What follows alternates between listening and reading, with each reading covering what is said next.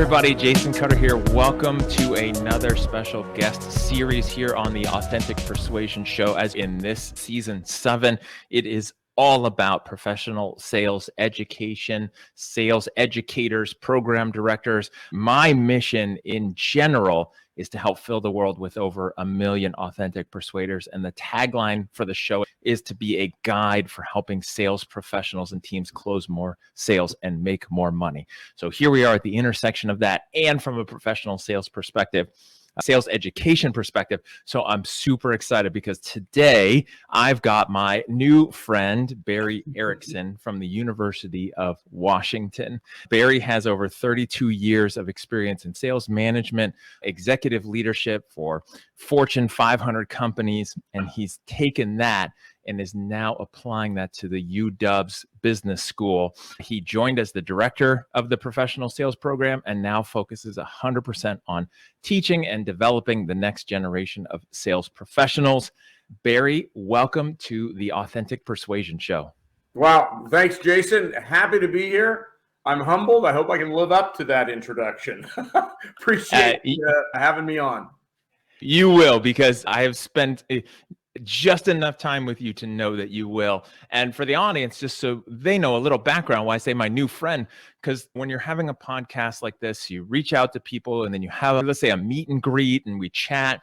We had one several weeks ago. It was probably 2-3 weeks ago before this recording date here in late March. I think it was like a Thursday. We hopped on to talk about the podcast and just to get to know each other. And then by the end of it, you're like, hey, by the way, my semester is coming up to an end soon and I have some openings. Would you like to do a guest lecture for the class the next week on Monday, as it worked out? And I did, and it was amazing. And I got to see your class over Zoom from my corner of the country and then see you in action with them. And it was great. I absolutely loved it. And it's so fun how sometimes things just come together real quick. Yeah, it was great fate. I'm a great believer in that, where timing meets preparation and a little bit of luck and timing. And you were really able to make the quarter for my students who had been obviously academically drilled up to this point, but you were able to bring it all back to the one most important thing, which is that relationship build. And that sent them off with the right tone. So thank you for joining.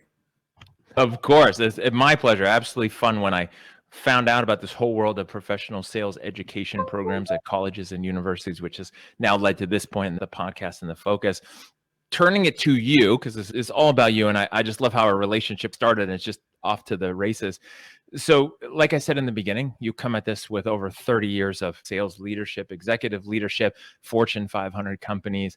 This segment of the podcast, our first episode together, is about authenticity. Tell me what you hear of when you think of when you hear authenticity, and then let's say when you started in sales versus now, where you think sales has changed in what salespeople do, what people expect from that point. Very good. First day in class, Jason, the first half hour every quarter, regardless of what class I teach, because I might have some returning students that have heard my pitch before, but I always have some brand new students. And I start with that authenticity piece. I start with, we are not selling used cars down in Seattle. It's called Aurora Avenues, where all the used cars are, all the used car salespeople. And while those salespeople are good at what they do, we are not consumer sellers. And so their tactics are a little different than our tactics in professional B2B selling. So I spend a good half hour breaking away from the stereotypes of what people think sales are. We are also not that door-to-door service company, and I won't degrade anyone, but we are not knocking on doors trying to get people to sign up for a year-long service of any sort. We are not even the shoe salespeople at your retailer that are selling to consumers. Again, great professions and great skills in selling. I spend much of my time early on in the authenticity piece is you don't close the deal on the first visit. You're simply trying to build a relationship and you're trying to understand the needs of the customer so that we don't get stereotyped as that, what I call feature dumping slick salesperson that can talk a mile a minute and tell you what's great about their product. It's really about build a relationship, set your sights on 3 to 4 to 5 visits and meetings before you're actually going to close the deal, because that way you will understand the customer's needs. And that's what authenticity is for me, is it's about the customer. It's not about your product. Two very distinct things. I love that. And it's interesting to think, again, if anybody's tuning into this as the first episode of this season, talking to someone like you on the education side, is what you and I are used to, or what people who might be in sales already are used to thinking about sales and how wide open that is, versus, let's say, a student, maybe in their late teens, early 20s, going into a class like yours and thinking sales is the used cars. It's the shoe salesperson at Nordstrom. It's the door-to-door. It's the solar sales. It's the cell phone, versus what is out there in the professional, let's say professional sales, the more enterprise B2B sales level, and how different that is. And, what you're talking about with the relationship building, which they're probably used to more transactional, how does that, what you're teaching them and your, let's say, day one session lecture about what the world of selling includes, how does that compare to when you started in sales a while ago and what you were taught sales was, or what you did as a salesperson? Same thing or different? Very, very different. And I started selling in the 80s. Far earlier than you would recall, Jason. I date you, sir. Again, the internet wasn't there. Cell phones weren't there. I was smiling and dialing from a rotary phone, believe it or not.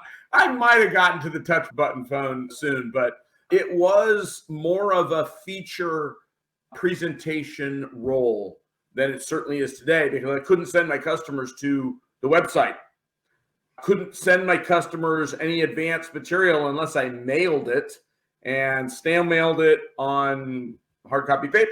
To your point, I was more of a feature presenter than I was a needs identifier. So my job was, in the half hour I had with that customer, tell them about what we did, who our customers were, why we were better than the competition, what our schedule looked like, what our pricing looked like, and then, would you like to buy? I mean, that's what you had time to do in a half an hour, because information was scarce. So things have changed. So now it's, in that first half hour, learn everything you can about the customer and then get back with them. Now, while back when I started too, I think I learned the hard way as well that we didn't necessarily close the deal on the first visit. I didn't realize that at the time. And frankly, my boss didn't realize it at the time. He expected us to close the deal on meeting one, because it was very expensive for us to fly to see the customer. We didn't have the video resources that we do today. We were flying to see the customers, getting the rental car, checking into the hotel. It was an expensive visit. The boss expected you to close the deal. And so that was the second thing, Jason, that I found very different, is back then it was a feature dump, then a deal close, and then you moved on. Versus today, it's a listen, then get back with them. And it may take you 4 or 5 visits.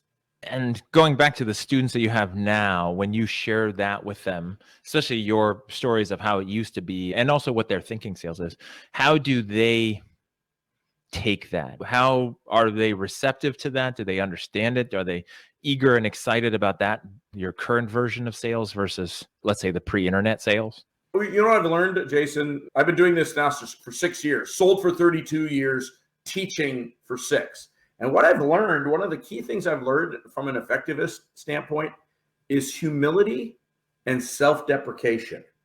That being, I can teach them really well when I'm humble and when I tell them where I would make the mistakes. I think, Jason, if I actually added up the numbers, the analogies that I give them, there's an equal number of where I failed and what not to do versus where I succeeded and what to do. And you know what? Because the students appreciate that self-deprecation. Frankly, and I'm not going to speak about my colleagues, but some professors who are very arrogant don't reach the students, because they don't appear like human beings. Where I think my strategy is to show them my human side and show them it's okay to fail. But you have the advantage of learning through my failures, so you don't fail as many times. And I tend to find that they remember those lessons better when I do tell the stories of my efforts in the field, particularly when I was new, when I was young. I often say, when I was 23 and I got my first sales job, this is what I did and this is what I learned. I see their pens on their notepads, or actually their fingers on the laptops scurrying away at that point. They really identify when I show my vulnerability and how not to do things, if you will. Yeah. And I think in general, what's missing in a lot of aspects is the humility piece, not just in, let's say, in teaching, in being a professor and helping other people, but in sales, I think in life in general, is the humility of don't know everything and don't need to act like you know everything. And I think that truly affects us in a lot of different areas. And it's fascinating because, again, my time with you has been limited in how long I've known you in our total interaction time. But my guess is, because of my experience of you and also knowing that people are generally themselves no matter what, that was probably also a part of your sales style. Am I correct? Yeah. Very much. That's a good analogy in that I wanted to be that person. While you can tell I'm comfortable talking, sometimes I talk too much. I'm much better at just being that person that they trust to get back to them when they call me.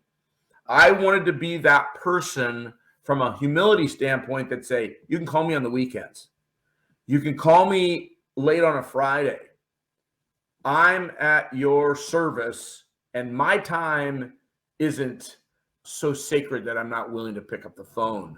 So I think I took my humility of just basically saying, I'm your guy, I'm your ally, I'm your voice inside our company.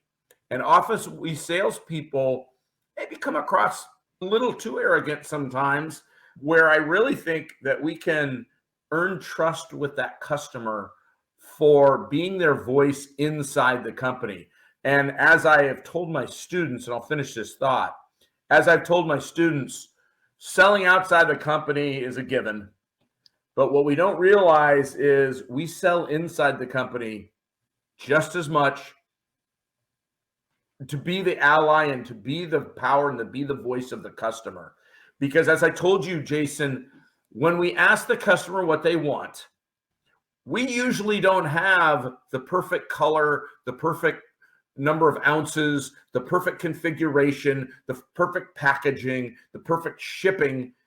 But so we have to sell our operations management team on what the customer wants to get them to adapt to deliver. And that's where I think I earn the trust. Interesting. And that's a whole nother topic, which would be everything in life is sales. And there's always some selling and persuasion going on internally, externally. A lot of people think, oh, I don't need to learn anything about sales because I'm not a salesperson. But even if you work in a non-sales role, like selling your manager on your idea, selling your manager on keeping you as an employee, selling your coworkers on your ideas and getting people on board, or across departments, like you're saying, it's one of those things where salespeople are usually so good and they're selling all the other departments on what they want. Sometimes it works, sometimes it's not necessarily the best thing for the company, but they're advocating on behalf of the customer. And when we talk about that piece, and I love the fact that you're humble and just being you and being accessible, not being too good or too important for whatever the customer may need, or let's say the company. Where do you think keeps people from being authentic, whatever that means for them in a sales role? They're nervous and they feel pressure to close that deal early, and they haven't come to an agreement with their bosses, perhaps, about what the sales cycle is. Some of them get put on their commissions too early, and they are chasing that commission dollar. And they forget that if they push it too hard and too abrasively and come across as that used car salesman on Aurora, the customer is going to chase the customer away. So it's interesting. The folks that I have, or the graduates that I have, that really start making good money, it's usually in the second and third year.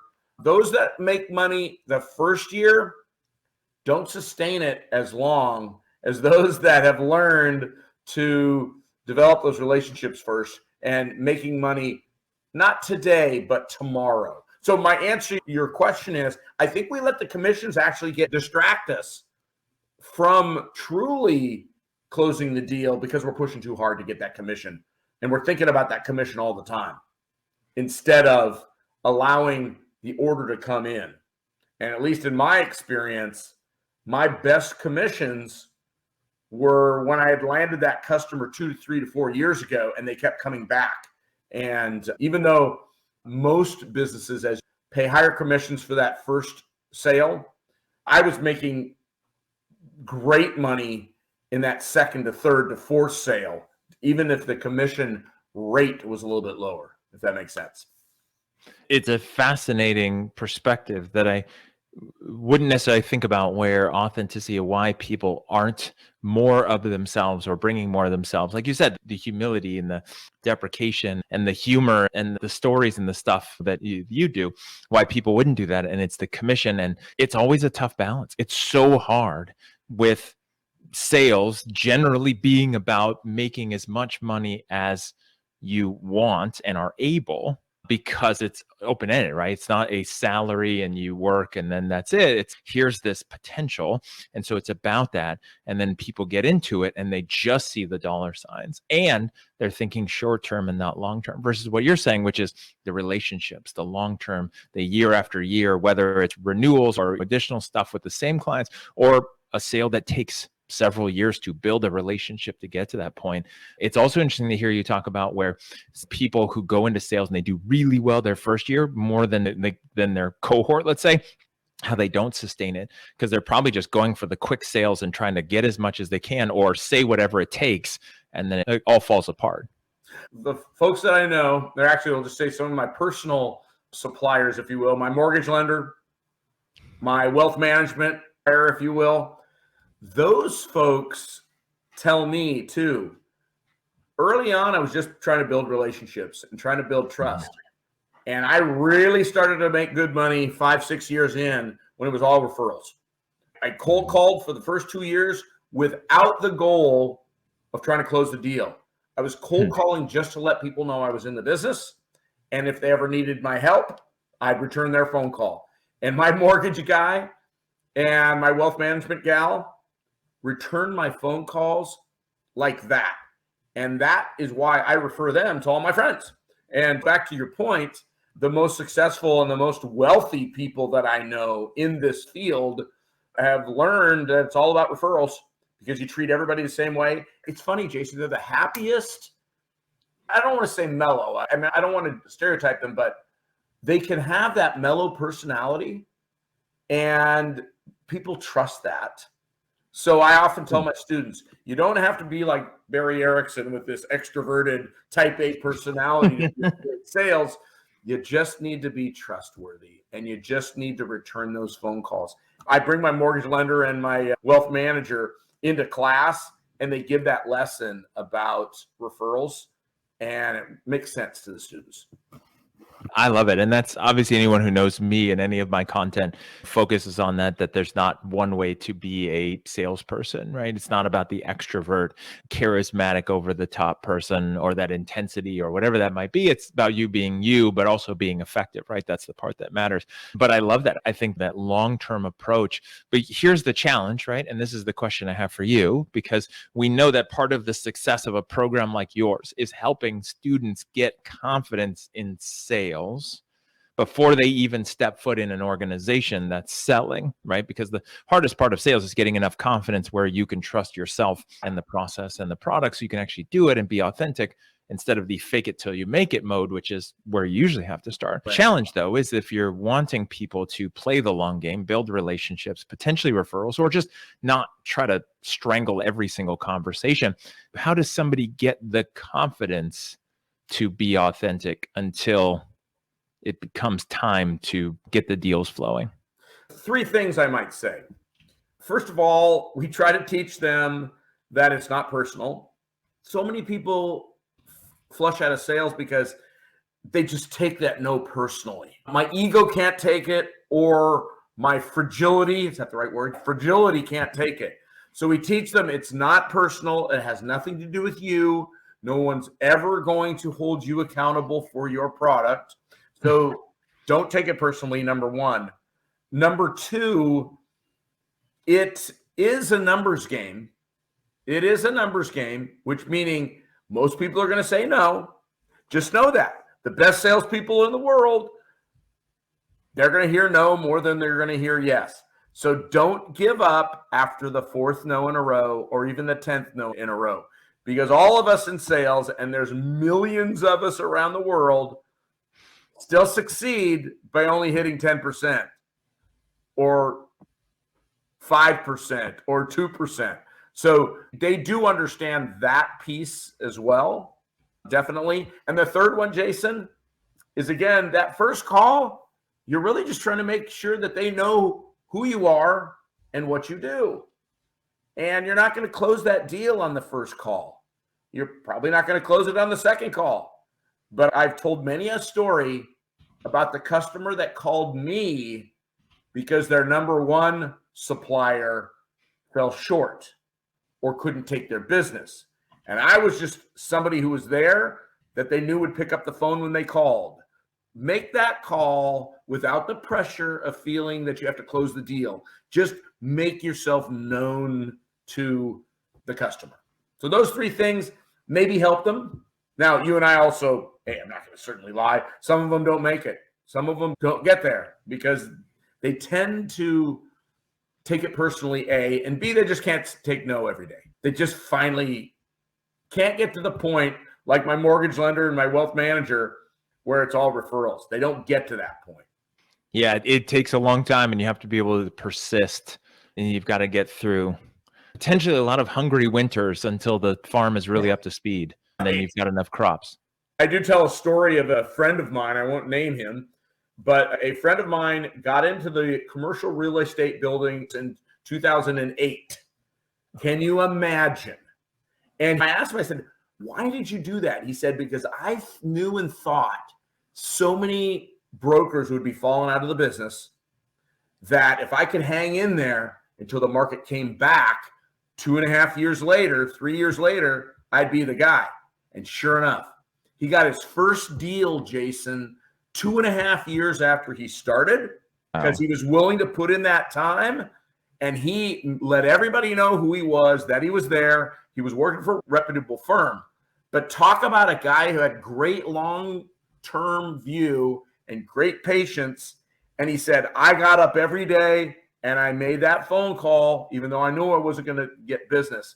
And he's a great example of making it in the long term. And by the way, he's filthy rich now. I love it.